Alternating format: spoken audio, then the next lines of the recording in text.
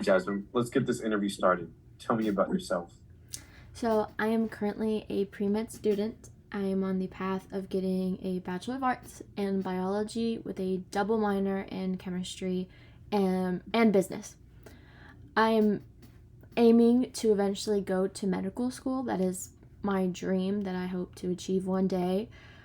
Unfortunately, timeline wise, that isn't possible right now. So I really want to take the opportunity to find something to give me that clinical experience to revive that motivation to continue down this path of medicine. We are interviewing a lot of people for this job. Please tell me why we should hire you.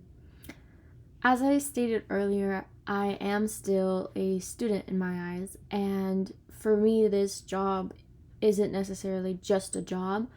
I feel like I can offer a mindset of a student, of someone who is willing to learn, who is open to learning. And while there are many candidates for this position, I think that my passion to learn and seeing it as an opportunity to learn helps me stand out amongst my peers and show that I'm willing to understand this position and I'm willing to grow and develop those skills in order to do so. Please tell me about two of your greatest strengths. I think I can handle situations pretty independently, which I know comes with this job. As well as being a part of a team, I think that my collaboration skills and my communication skills specifically are one of my greatest strengths, as I can offer advice, I can offer a listening ear for team members, as in an ambulance things can get overwhelming, things can get quite difficult for some people. And for myself as well, I am not limited to that as well. And I think communication skills in that setting are crucial, since we are operating as a team. We're operating with different people on different nights and different shifts, and I would have to be able to become that team player in order to give a patient the best of my ability and the best of our team's ability to save their life, and in other dangerous situations as well.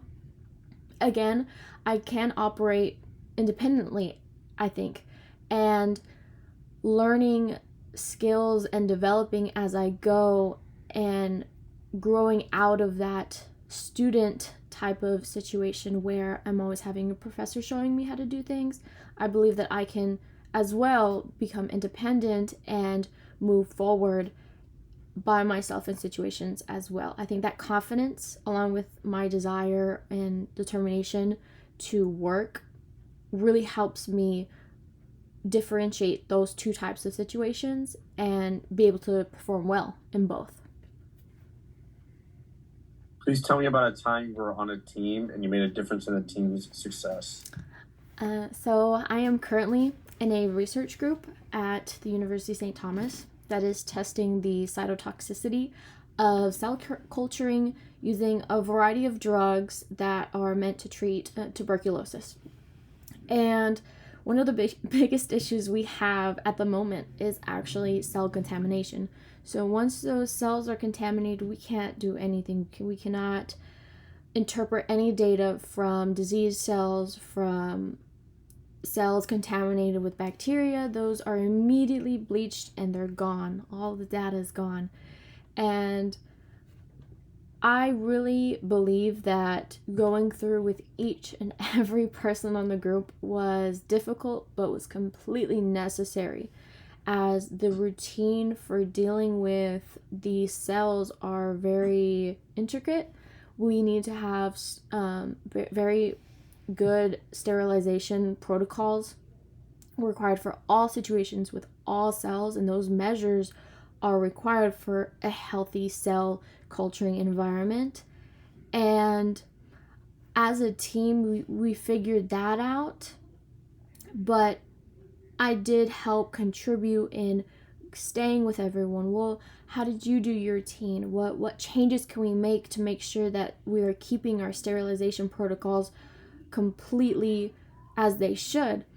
And we have been able to continue and get data, which is incredible. And I think that I made somewhat of a difference with that group, but it was difficult sometimes just as well because if someone was doing something wrong, I had to tell them, I had to inform them that these steps were not up to the sterilization protocol, and it was a difficult conversation. It wasn't meant to hurt their feelings or criticize them, but as a group we needed to realize we need to make the correct decisions when in our research group to obtain data.